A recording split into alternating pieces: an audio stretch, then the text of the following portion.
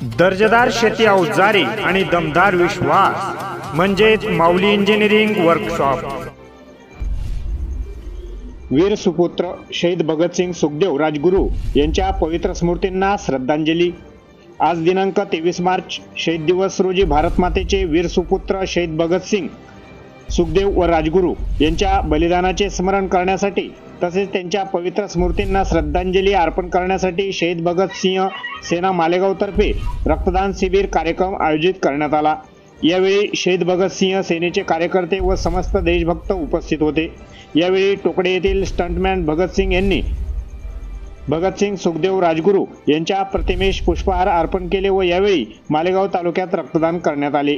S9 news साठी गणेश शिंदे, मालेगाव।